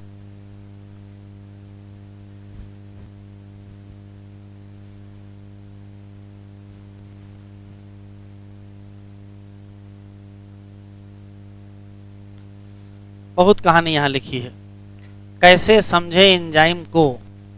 तो समझो ही नहीं, पहले समझना पड़ेगा किसी केमिकल रिएक्शन को। तो पढ़ते हैं, केमिकल कंपाउंड 2 चेंज। एक कौन सा? फिजिकल। कुछ अंडरलाइन न करिएगा, चेंज शेप में करो लेकिन विदाउट ब्रेकिंग ऑफ बॉन्ड। तो फिजिकल चेंज या फिजिकल प्रोसेस कहोगे। लेकिन कोई इसमें चेंज ऑफ क्या मिलेगा, स्टेट ऑफ मैटर, जैसे आइस से क्या बनाओ, वाटर से क्या बनाओ, वेपर, ये फिजिकल प्रोसेस है। लेकिन जब कभी बांड जाए या बांड टूट जाए तो उसको हम क्या कहेंगे, उसे केमिकल रिएक्शन, जैसे बेरियम हाइड्रोक्साइड वाला दिया है। ऐसे ये याद रखिएगा example, hydrolysis of starch into glucose, ये किस में आएगी, ऑर्गेनिक रिएक्शन में आएगी। रेट सबका होगा, चाहे फिजिकल हो, चाहे इनऑर्गेनिक हो, चाहे ऑर्गेनिक हो, चाहे केमिकल प्रोसेस हो। रिफर्स टू द, यहाँ से अंडरलाइन करें, अमाउंट ऑफ प्रोडक्ट फार्म्ड पर unit time dt upon dt। Rate को वेलोसिटी भी कह सकते हैं अगर क्या हो, डायरेक्शन पता हो। Rate of physical and chemical process influence by temperature और कुछ अदर फैक्टर। जनरल रूल किसका है, थंब का, क्या कहता है, रेट को या तो क्या कर लोगे, डबल कर लोगे, या तो घटा के क्या कर लोगे, आधा कर लोगे। कब, 10 डिग्री सेंटीग्रेड चेंज है, रेट बहुत तेज होगा, रेट हायर देन क्या, अनकैटालाइज, कैटालाइज का बहुत ज्यादा तेज होगा। When enzyme catalytic reaction observe, rate बहुत तेज होगा। एग्जाम्पल दिया है, CO2 है, वाटर है, H2CO3 बना है। इसी को कैटालाइज्ड, इसी को अनकैटालाइज्ड देखना है। देखो अगर एब्सेंस ऑफ एंजाइम है तो रिएक्शन कैसी, अनकैटालाइज, तो कितने मॉलिक्यूल, 200, कितनी देर में, 1 घंटे में। लेकिन अगर एंजाइम प्रेजेंट है जो कि साइटोप्लाज्म में पाया जाता है, एंजाइम का नाम कार्बोनिक एनहाइड्रेज, तो कितने मॉलिक्यूल, 6 लाख मॉलिक्यूल, वो भी कितनी देर में, 1 सेकेंड में। इसका मतलब एंजाइम ने रेट कितने गुना बढ़ा दिया, तो कहोगे 10 मिलियन टाइम बढ़ा दिया। कह रहा हजारों टाइप के एंजाइम कैटालाइज करते हैं यूनिक केमिकल या मेटाबॉलिक रिएक्शन। किसी भी मल्टी स्टेप रिएक्शन को हम कहते क्या हैं, तो मेटाबॉलिक पाथवे कहते हैं। एग्जाम्पल दिया है ग्लूकोज से पायरुविक एसिड, ये एक मेटाबॉलिक पाथवे है जिसमें ग्लूकोज से पायरुविक एसिड बनता है। तो कितने एंजाइम लगते हैं, 10 ही एंजाइम लगते हैं। कह रहा चैप्टर नंबर 12 में पढ़ेंगे, क्या पढ़ेंगे कि अगर आप क्या करो, इसमें एक स्टेप या क्या बढ़ा दो, 2 एडिशनल रिएक्शन करा दो, तो हमको वैरायटी मिल जाएगी, क्या, एंड प्रोडक्ट के। इसको एग्जाम्पल समझाया है। स्केलेटल मसल में चले जाओ, एनारोबिक कंडीशन में चले जाओ, तो उसी ग्लूकोज से क्या बन जाएगा, लैक्टिक एसिड बन जाएगा। लेकिन अगर नॉर्मल एरोबिक कंडीशन है तो पायरुविक एसिड बन के फिर एसिटाइल कोएंजाइम ए बनेगा। अगर ईस्ट में चले जाओ और फर्मेंटेशन होने लगे तो इसी पाथवे से हमको क्या मिल जाएगा, एथेनॉल मिल जाएगा। Hence in different condition different product are possible. Clear, ये रियल में यहां से पढ़ना शुरू करना है। हेडिंग डालिए, mechanism of high rate, mechanism of high rate of reaction, mechanism of high rate of reaction.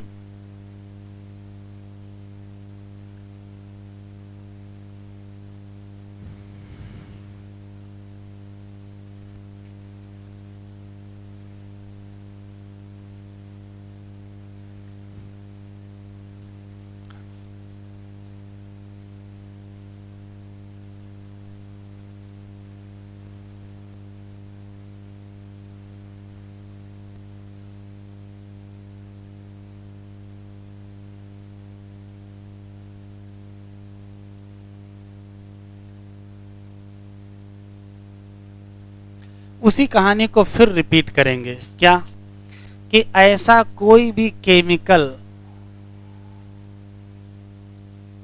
जिससे क्या बने, प्रोडक्ट बने, उस केमिकल का नाम क्या रखोगे, तो उस केमिकल का नाम सबस्ट्रेट रखोगे। इसको लिखेंगे S और इसको लिखेंगे P। रिएक्शन कौन कराएगा, एंजाइम कराएगा। और एंजाइम क्या होगी, टर्सरी प्रोटीन होगी। और अगर टर्सरी प्रोटीन होगी तो इसमें क्या होगा, एक्टिव साइट होगा, और अगर एक्टिव साइट होगा तो यही सबस्ट्रेट, यही सबस्ट्रेट बाइंड करेगा। अब देखो इधर देखो, जैसे मान लेते हैं कि ये कोई एंजाइम है,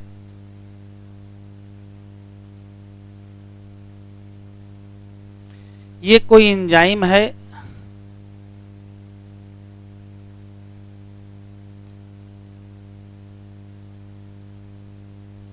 और एंजाइम में ये जो जगह है ये एक्टिव साइट है, और मान लेते हैं कि ये सबस्ट्रेट है।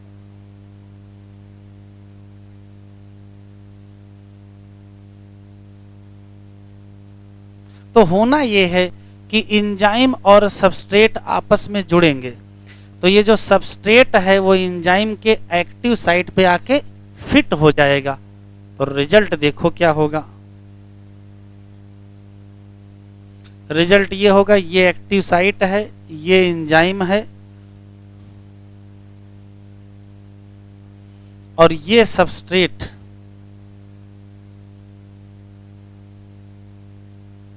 यहां फिट हो गया। इसे कहेंगे एंजाइम सबस्ट्रेट कॉम्प्लेक्स। अभी लिखो नहीं, सुन लो। एंजाइम सबस्ट्रेट कॉम्प्लेक्स जब बन जाएगा तभी इस पर्टिकुलर सबस्ट्रेट में कुछ बांड टूटेंगे, कुछ नए बांड बनेंगे, तो जल्दी ही ये कॉम्प्लेक्स बदल जाएगा।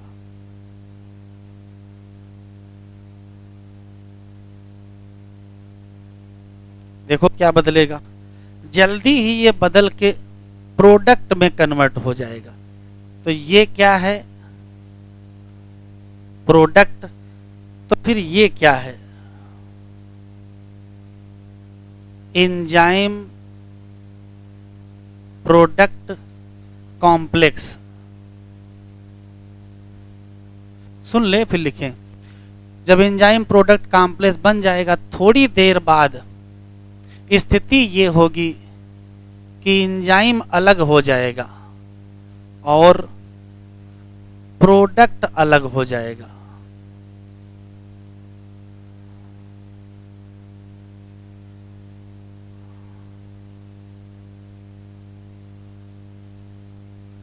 प्रोडक्ट रिलीज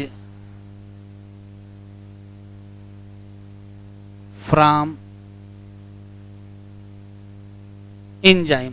इस पूरी कहानी में ये जो एंजाइम सबस्ट्रेट कॉम्प्लेक्स है इसका बनना ऑब्लिगेटरी है, मतलब अनिवार्य है। अगर एंजाइम सबस्ट्रेट कॉम्प्लेक्स नहीं बना तो एंजाइम प्रोडक्ट कॉम्प्लेक्स नहीं बनेगा, तो प्रोडक्ट नहीं बनेगा। तो ये ऑब्लिगेटरी है।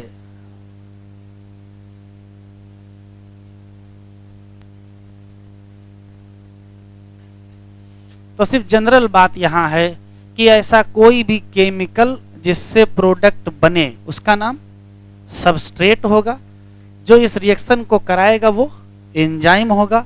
अक्सर वो टर्सरी प्रोटीन होगी तो उसमें वो एक्टिव साइट होगा, वही सबस्ट्रेट बाइंड या फिट होगा। जैसे ये एंजाइम है, ये उसका एक्टिव साइट है, ये सबस्ट्रेट है। सबस्ट्रेट आकर के यहाँ फिट हो गया, बन गया एंजाइम सबस्ट्रेट कॉम्प्लेक्स, जिसका बनना अनिवार्य है, बनना ही है। जल्दी ही सबस्ट्रेट में बांड टूटेंगे, नए बांड बनेंगे और सबस्ट्रेट में कन्वर्ट हो जाएगा प्रोडक्ट में। तो हम कहेंगे एंजाइम प्रोडक्ट कॉम्प्लेक्स बन गया है। थोड़ी देर बाद एंजाइम अलग हो जाएगा और प्रोडक्ट रिलीज हो जाएगा। लिखो इतना।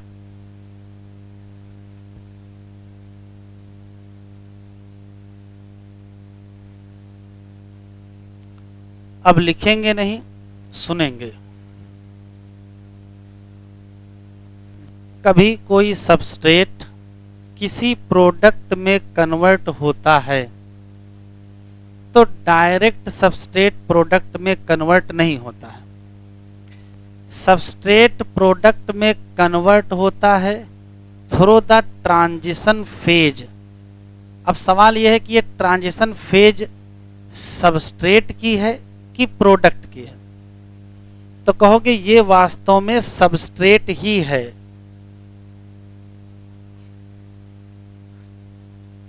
Substrate transition phase of substrate में जाएगा, फिर फाइनली क्या बन जाएगा, प्रोडक्ट बन जाएगा। अब होता क्या वो देखिए। तो सबस्ट्रेट के पास होती है पोटेंशियल एनर्जी जो कि लो होती है। इस सबस्ट्रेट को एनर्जी दे दी जाए तो जैसे जैसे आप इसको एनर्जी देंगे इसकी एनर्जी बढ़ती जाएगी और बढ़ते बढ़ते हाईएस्ट एनर्जी पे पहुंच जाएगा। इतनी हाई एनर्जी हो जाए कि ये मॉलिक्यूल अनस्टेबल हो जाए और टूट के क्या बना दे, प्रोडक्ट। स्टेबिलिटी का सीधा रिलेशन एनर्जी से है। सबस्ट्रेट जिसकी लो पोटेंशियल एनर्जी होती है वो स्टेबल होता है, लेकिन जैसे जैसे इसको एनर्जी मिलेगी इसकी एनर्जी हाई होती जाएगी, वैसे क्या हो जाएगा, अनस्टेबल हो जाएगा। और ये unstable transition phase of substrate जो है इसी से क्या बनेगा, प्रोडक्ट बनेगा। अब चूंकि ये बनते ही ये प्रोडक्ट में कन्वर्ट हो गया है तो कहेंगे ट्रांजिएंट फेज है, थोड़ी देर के लिए बनती है। तो आया हुआ सवाल है ट्रांजिशन फेज की पहचान बताओ। तो 3 पहचान है, कहोगे हाई एनर्जी वाली फेज है, अनस्टेबल फेज है और ट्रांजिएंट फेज है, और कंपलसरी बनती ही बनती है तो क्या कहोगे, ऑब्लिगेटरी है। ठीक है, जैसे इसकी एनर्जी बहुत ज्यादा हो जाएगी ये प्रोडक्ट में कन्वर्ट हो जाएगा और रिएक्शन पूरी हो जाएगी। अब इसको यहां समझेंगे। मान लेते हैं कि ये कोई सबस्ट्रेट है, सबस्ट्रेट की कुछ पोटेंशियल एनर्जी है, आपने इसको मान लेते हैं कि ये अभी 10 जूल इसकी एनर्जी है। मान लेते हैं कि इसको 30 जूल एनर्जी दे दी गई तो ट्रांजिशन फेज की एनर्जी कितनी हो जाएगी, 40 जूल हो जाएगी। जैसे ही 40 जूल एनर्जी हो गई ये इतना अनस्टेबल हो गया कि ये प्रोडक्ट में कन्वर्ट हुआ। तो जब ये प्रोडक्ट में कन्वर्ट हुआ तो ये एनर्जी रिलीज कर देगा। अब ध्यान से देखिए कि कितनी एनर्जी रिलीज किया, तो लिया कितनी था 30 और रिलीज कर दिया 35 जूल एनर्जी। अब बताओ, या 35 कैलोरी कह सकते हो। अब 35 कैलोरी अगर एनर्जी निकल गई है तो प्रोडक्ट के पास बची कितनी होगी, तो प्रोडक्ट के पास 5 बची है। ध्यान से सुनिएगा, सबस्ट्रेट के पास 10 कैलोरी एनर्जी थी, 30 कैलोरी एनर्जी दी गई, ट्रांजिशन फेज के पास 40 हो गई, प्रोडक्ट के पास 5 बची क्योंकि एनर्जी रिलीज हो गई। तो लगी कितनी थी 30 और निकली कितनी 35, तो नेट निकल गई ना। इसी नाते इसको कहते क्या है, एक्सोथर्मिक रिएक्शन, या इसी का नाम स्पॉन्टेनियस रिएक्शन।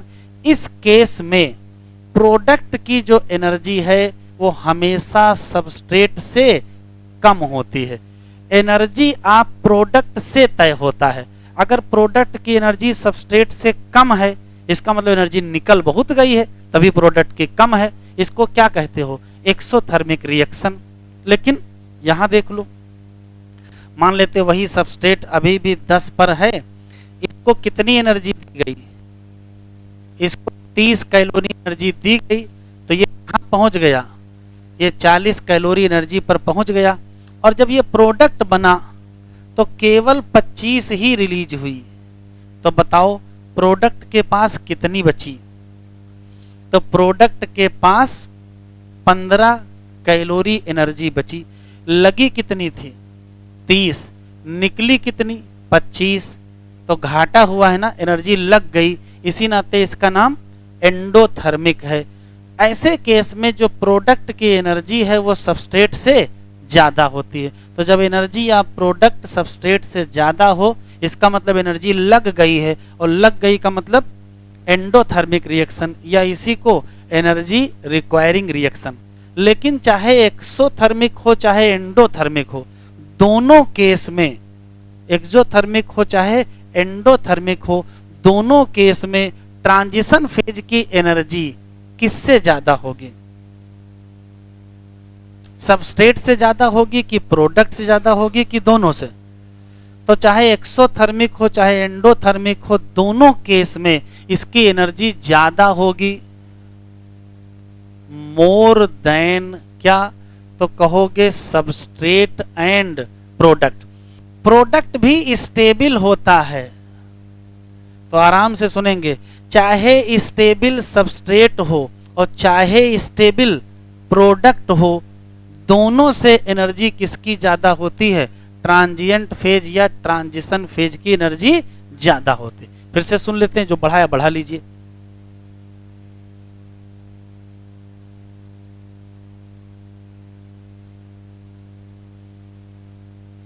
हाँ, तो यहां डाटा चेंज कर सकते हैं, कोई दिक्कत नहीं है।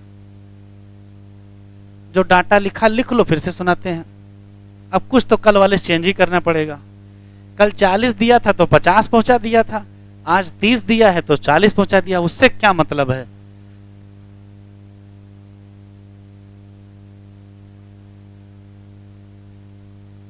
क्या बताया है, किसी भी सबस्ट्रेट से जब प्रोडक्ट बनता है तब सबस्ट्रेट एक ऐसी फेज में जाता है जब उसकी एनर्जी बहुत ज्यादा होती है, जब वो अनस्टेबल होता है, जब वो ट्रांजिएंट फेज में पहुंच जाता है, और तब वो किस में कन्वर्ट हो जाता है, प्रोडक्ट में कन्वर्ट हो जाता है। जब जब ये घटना होती है तो सबस्ट्रेट से ट्रांजिएंट फेज तक जाने में कुछ एनर्जी लगती है और ट्रांजिएंट से प्रोडक्ट बनने में कुछ एनर्जी निकलती है।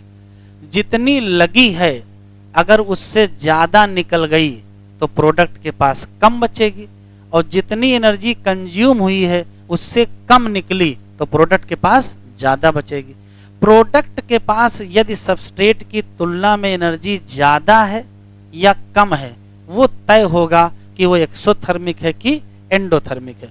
यदि प्रोडक्ट के पास एनर्जी कम बची है तो एक्सोथर्मिक है, और प्रोडक्ट के पास ज्यादा बची है तो एंडोथर्मिक है। चाहे एक्सोथर्मिक हो और चाहे एंडोथर्मिक हो, दोनों केस में ट्रांजिशन फेज की एनर्जी ज्यादा होगी किसी भी स्टेबल सबस्ट्रेट से या स्टेबल प्रोडक्ट। इन दोनों की एनर्जी कम ज्यादा है, कभी भाई इसकी ज्यादा है और कभी इसकी ज्यादा है, लेकिन कभी ऐसा नहीं होगा कि इन दोनों की एनर्जी किससे ज्यादा हो जाए, ट्रांजिशन फेज से ज्यादा हो जाए। लिखो, फॉर एक्सोथर्मिक या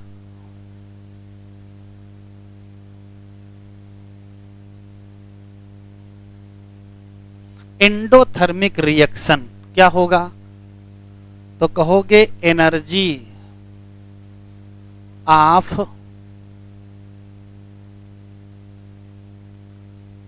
ट्रांजिशन फेज मोर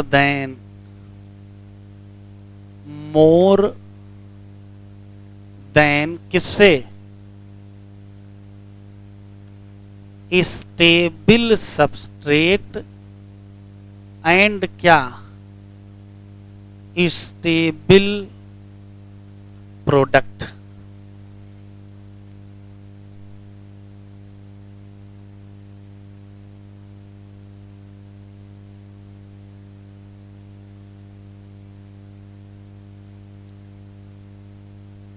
लिख लिया। अब असली सवाल है ये,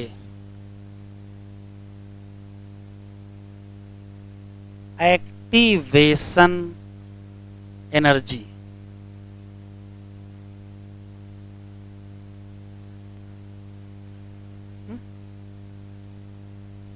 हाँ, तो लिखा है ट्रांजिशन फेज के पास इतनी एनर्जी है कि वो स्टेबल रह ही नहीं सकता है।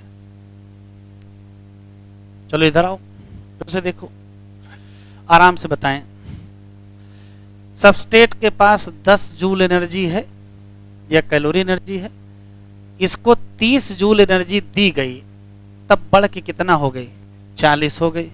और जब इसकी 40 एनर्जी हो गई तभी किसमें कन्वर्ट हुआ, प्रोडक्ट कन्वर्ट हुआ। तो किसी सबस्ट्रेट को जितनी एनर्जी दी जाती है, जिससे वो कहाँ पहुंच जाए, ट्रांजिशन फेज में पहुंच जाए और किस में कन्वर्ट हो जाए, प्रोडक्ट में कन्वर्ट हो जाए, उसी को कहते हैं एक्टिवेशन एनर्जी। एक्टिवेशन एनर्जी क्या है?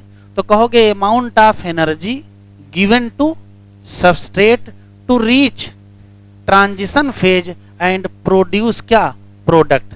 हिंदी में किसी भी सबस्ट्रेट को जो एनर्जी दी जाए जिससे वो कहाँ पहुंच जाए, ट्रांजिशन फेज में पहुंच जाए और किस में कन्वर्ट हो जाए, प्रोडक्ट में कन्वर्ट हो जाए, उसी को हम कहेंगे क्या, एक्टिवेशन एनर्जी। एक क्वेश्चन। दूसरा, एक्टिवेशन एनर्जी वास्तव में क्या है? तो वास्तव में यहां समझ में आएगा। अगर हम ये लाइन खींच लें और ये लाइन खींच लें तो ये अंतर दिखाई पड़ रहा है। ये अंतर किसके किसके बीच है?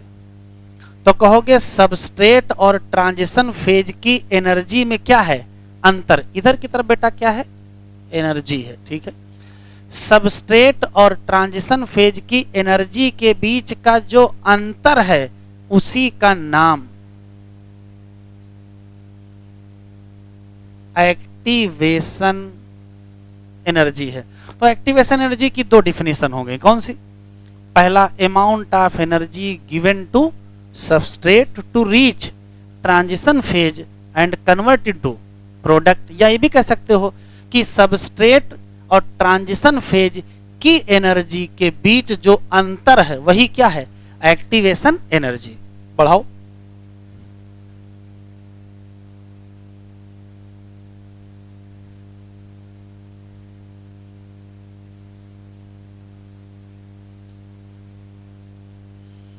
तो यही एनर्जी तो है, सबस्ट्रेट को एनर्जी दी गई, ट्रांजिशन में पहुंचा, इसी का नाम क्या होगा, एक्टिवेशन एनर्जी। ऐसी एनर्जी जो सबस्ट्रेट को एक्टिवेट कर दे उसी का नाम क्या होगा, activation energy.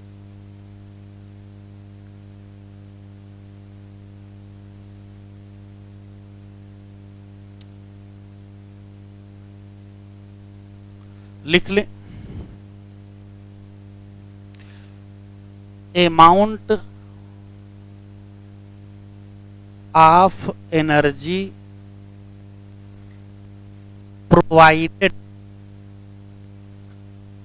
provided to substrate to reach, पहुंच जाए कहां, हाई एनर्जी, कौन सा,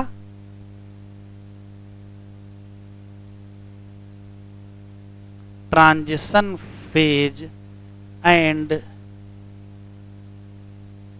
कन्वर्ट इनटू किसमें, प्रोडक्ट। या तो ये डिफिनेशन याद रखो और या तो ये याद रखो।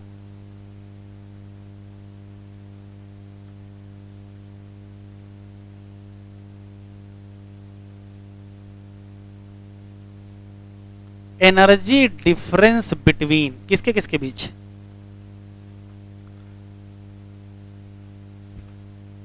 बिटवीन स्टेबल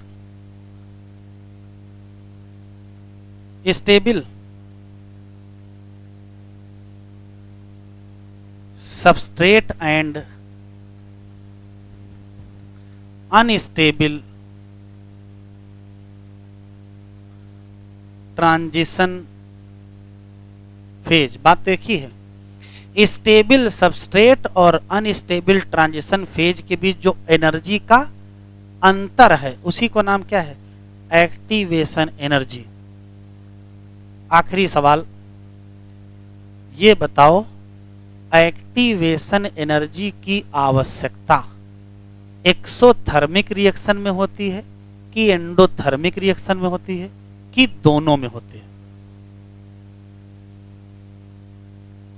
देख लो, यहां से यहां जाने में कुछ ना कुछ तो एनर्जी लगेगी ही और यहां से यहां जाने में कुछ ना कुछ तो एनर्जी लगेगी, क्योंकि दोनों केस में ट्रांजिशन फेज की एनर्जी क्या है, ज्यादा है। तो activation energy require for both कौन सी reaction, exothermic as well as endothermic. आया हुआ सवाल है।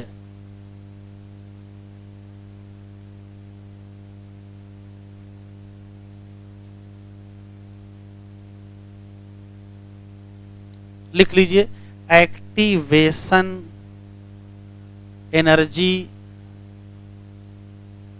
Require for both exothermic and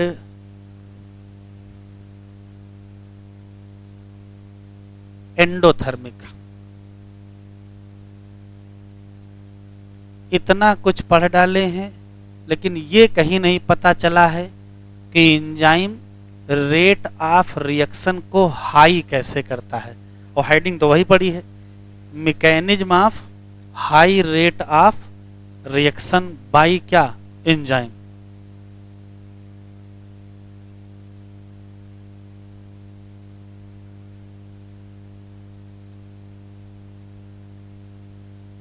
बन गया, लिख गया।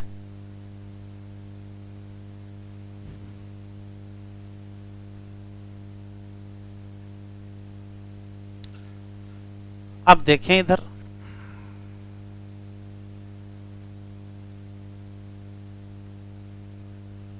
इधर की तरफ एनर्जी है और इधर की तरफ प्रोग्रेस है ऑफ रिएक्शन। लिखे नहीं, देखें। और ये मान लेते हैं कि सबस्ट्रेट की पोटेंशियल एनर्जी यहां पर है, ये सबस्ट्रेट है और इसकी पोटेंशियल एनर्जी बढ़ा करके कहां ले गए, ट्रांजिशन, और फिर फाइनली क्या बन गया, फाइनली प्रोडक्ट बन गया। ये जो है ये भी एनर्जी है किसकी, ट्रांजिशन फेज की। ये किसकी है, ट्रांजिशन फेज की। तो सबस्ट्रेट की पोटेंशियल एनर्जी बढ़ाई गई, ट्रांजिशन फेज तक गए। अगर ये लाइन ऐसे सीधी कर दी जाए और ये लाइन ऐसे सीधी कर दी जाए तो ये है क्या, ये है क्या। तो अभी पढ़े हैं सबस्ट्रेट और ट्रांजिशन फेज की एनर्जी के बीच का जो अंतर होता है उसका नाम एक्टिवेशन एनर्जी। तो ये क्या है, एक्टिवेशन एनर्जी है। बस या अभी बेटा लिखो नहीं, लिखने का टाइम दे देंगे। ये एक्टिवेशन एनर्जी है और अभी एंजाइम नहीं लगा है, ये विदाउट एंजाइम है।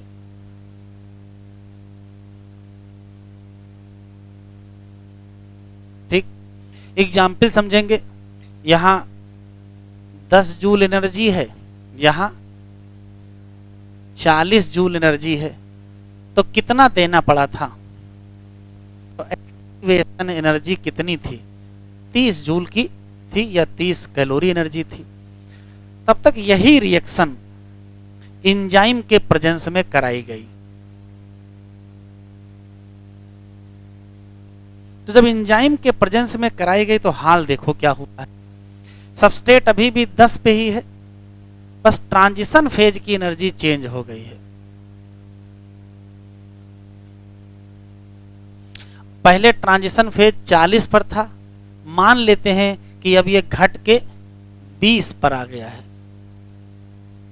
तो ये क्या है, ये भी एक्टिवेशन एनर्जी है। अब सही है, ये क्या है, एक्टिवेशन एनर्जी, और ये क्या है, विद एंजाइम। बस इतना बताओ एक्टिवेशन एनर्जी है कितनी। तो भाई देखो 10 से शुरू किए थे, ले गए थे 40 तक, तो एक्टिवेशन एनर्जी कितनी थी, 30। लेकिन दूसरे केस में क्या हुआ है, केवल 20 तक गए हैं, तभी ये प्रोडक्ट में कन्वर्ट हो गया है। तो एक्टिवेशन एनर्जी कितनी है, 10 ही है। ये बताओ इसमें एक्टिवेशन एनर्जी हाई है कि इसमें हाई है। तो इसमें एक्टिवेशन एनर्जी क्या है, हाई, और इसमें एक्टिवेशन एनर्जी क्या है, लो। बस यही कॉन्सेप्ट आखिरी है। जब कभी किसी पर्टिकुलर रिएक्शन को बिना एंजाइम के कराते हैं तो एक्टिवेशन एनर्जी हाई होती है, तो यहां से यहां पहुंचने में टाइम ज्यादा लगेगा, तो प्रोडक्ट देर में बनेगा। जब एंजाइम की मदद से करते हैं तो एक्टिवेशन एनर्जी का पार जो यहां था लेवल, वो कहां आ गया, वो नीचे आ गया है। इसी नाते यहां से यहां पहुंचना जल्दी होगा, तो जब यहां जल्दी पहुंचोगे तो प्रोडक्ट भी तो जल्दी बनेंगे। भाई 10 से 40 जाना टाइम ज्यादा लगेगा और 10 से 20 जाना टाइम कम लगेगा। तो दोनों में सिर्फ इतना अंतर है कि जब एंजाइम नहीं लगता है तो एक्टिवेशन एनर्जी क्या होती है, हाई, और जब एंजाइम लगता है तो एक्टिवेशन एनर्जी क्या होती है, लो। और जब हाई होगी तो सबस्ट्रेट से प्रोडक्ट आने में टाइम ज्यादा लगेगा, और जब लो होगा तो सबस्ट्रेट से प्रोडक्ट में आने में टाइम कम लगेगा। क्लियर है? तो अगर आपसे क्वेश्चन पूछा जाए कि एंजाइम किसी रिएक्शन के रेट को बढ़ा देता है, कहोगे हाँ, कैसे? तो इसके दो आंसर है। एक ऑप्शन कहोगे एक्टिवेशन एनर्जी को घटा देता है, लेकिन अगर ऑप्शन में ना मिले तो कहोगे ट्रांजिशन फेज की जो एनर्जी बार है उसको क्या करता है, नीचे ले आता है। पहले ट्रांजिशन फेज कह रहा था कि हमको क्या चाहिए, 40 की एनर्जी चाहिए, अब कह रहा नहीं हम कितने बना लेंगे, 20 ही पर प्रोडक्ट में बना लेंगे। तो भाई 10 से 40 जाने में टाइम ज्यादा लगेगा और 10 से 20 जाने में टाइम कम लगेगा। क्लियर है? बनाओ।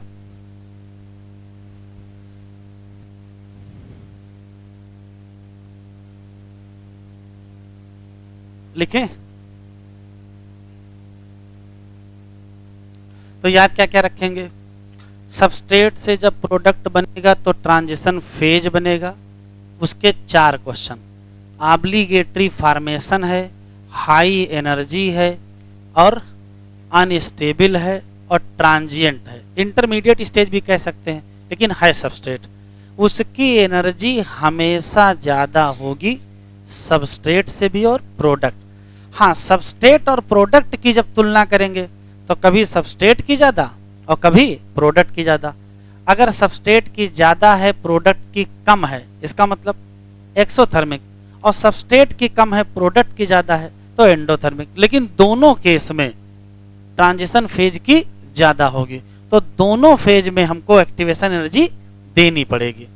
एक्टिवेशन एनर्जी ज़्यादा होगी तो टाइम ज़्यादा लगेगा वहाँ पहुँचने में, और अगर एक्टिवेशन एनर्जी कम होगी तो वहाँ पहुँचने में टाइम कम लगेगा, तो प्रोडक्ट भी तो जल्दी बनेगा। Enzyme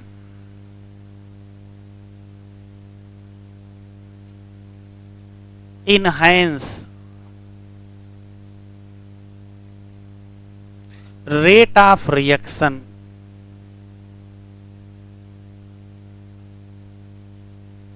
enzyme enhance rate of reaction कैसे? तो कहोगे बाई रिड्यूसिंग क्या,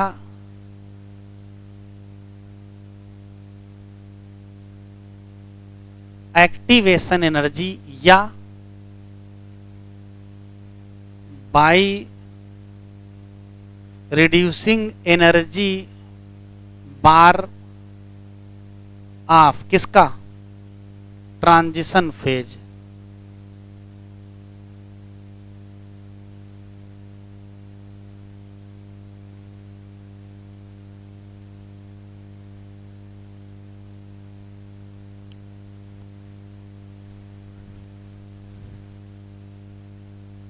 एनर्जी बार कहो चाहे एनर्जी लेवल कह दो, पहले लेवल बहुत हाई था उसको क्या कर लिया, नीचे ले आए।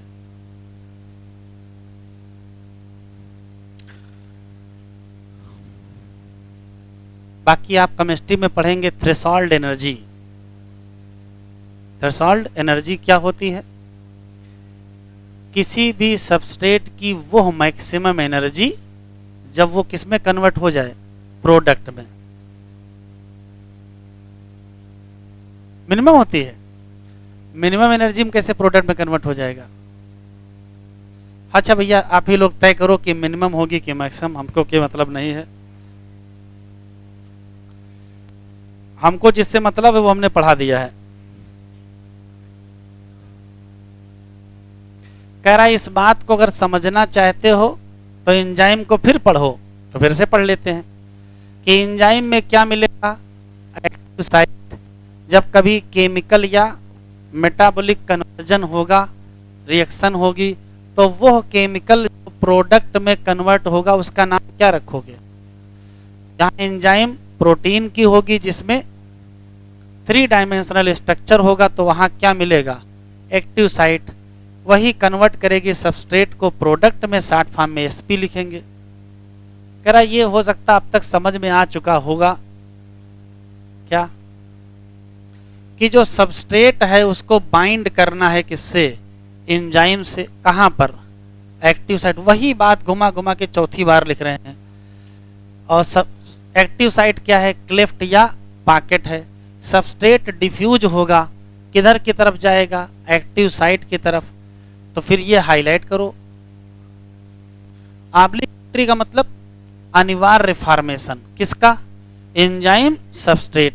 यहाँ ई क्या है, एंजाइम, एस क्या है, सबस्ट्रेट। कॉम्प्लेक्स फॉर्मेशन कैसा होगा, फिर हाईलाइट करो, ट्रांजिएंट फिनोमेना है, परमानेंट थोड़े बनेगा।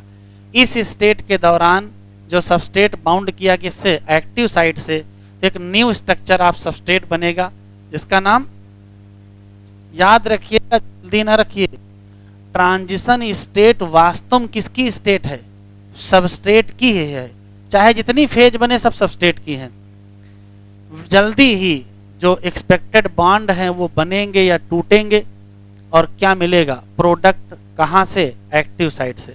दूसरी भाषा, कह रहा दूसरी भाषा में कह दो, तो चाहे जितनी भाषा में कह दो, चाहे जितने शब्दों, उससे कोई मतलब नहीं, बात एक ही है।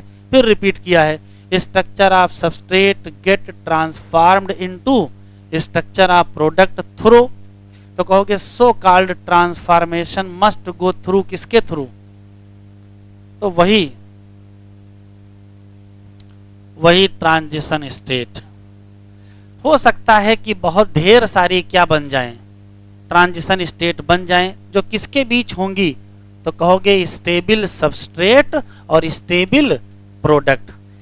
Implicit in this statement is fact that सभी इंटरमीडिएट, जितने भी इंटरमीडिएट बनेंगे वो सब के सब क्या होंगे।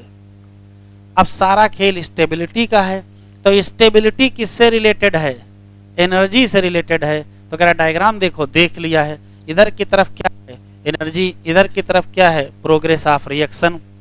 वाई एक्सिस क्या बताता है, तो एनर्जी बताता है। एक्स एक्सिस क्या बताता है, प्रोग्रेस बताता है। किसके थ्रू, तो बहुत सारी ट्रांजिशन स्टेट के थ्रू। ठीक है, कह रहा आपने नोटिस किया होगा 2 चीजें। भैया 2 चीजें कहां से नोटिस कर लेंगे, डायग्राम बना है केवल किसका, एक्सोथर्मिक का। नोटिस कर लिया होगा आपने एंडोथर्मिक भी, ऐसे कैसे नोटिस कर लिया होगा, तो इमेजिन कर लिए क्या, कि जो एनर्जी लेवल डिफरेंस है किसके बीच, सबस्ट्रेट एंड प्रोडक्ट। कह रहा आपने एनर्जी लेवल डिफरेंस तो नोटिस किया होगा, तो भैया नोटिस कर लो क्या, अगर प्रोडक्ट की एनर्जी कम हो किससे, सबस्ट्रेट से, इसका मतलब रिएक्शन कैसी है, तो कह रहा नहीं सप्लाई, चूंकि एनर्जी यहाँ हीट रिलीज होगी, नहीं सप्लाई करनी पड़ेगी एनर्जी, किस फॉर्म में, हीट के फॉर्म में। इसका ये मतलब न निकाल लेना कि हमको एक्टिवेशन एनर्जी नहीं देनी पड़ेगी, हीट के फॉर्म में सप्लाई नहीं है, चूंकि नेट एनर्जी यहाँ क्या है, रिलीज हो रही है। दूसरी तरफ एक एक्सोथर्मिक रिएक्शन होगी, या हाँ इसी को कहेंगे एक्सोथर्मिक रिएक्शन या स्पॉन्टेनियस रिएक्शन। जबकि दूसरी तरफ कौन सी है, एंडोथर्मिक या एनर्जी रिक्वायरिंग रिएक्शन। यहाँ सबस्ट्रेट, मतलब दोनों केस में सबस्ट्रेट को गुजरना पड़ेगा किससे, हाई एनर्जी स्टेट, जिसका नाम, मतलब दोनों केस में क्या लगेगा, एक्टिवेशन एनर्जी लगेगी। Difference in average energy content of किसके बीच, सबस्ट्रेट और किसके बीच, उसी का नाम क्या पड़ा, ये देखो आखिरी में लाइन लगा है, एंजाइम घटा देगा दिस एनर्जी बैरियर। जो बैरियर कितने पर था, 40 पर था उसको घटा के कितना ले आया, 20 ले आया, तो एनर्जी बैरियर को घटा देगा। तो ट्रांजिशन फेज की जब एनर्जी बैरियर को घटा दोगे तो सबस्ट्रेट प्रोडक्ट में आसानी से क्या करेगा, बंद हो जाएगा। बस आज इतना ही पढ़ेंगे, एक लेक्चर का बचा है, अगले लेक्चर पर कंप्लीट हो जाएगा चैप्टर।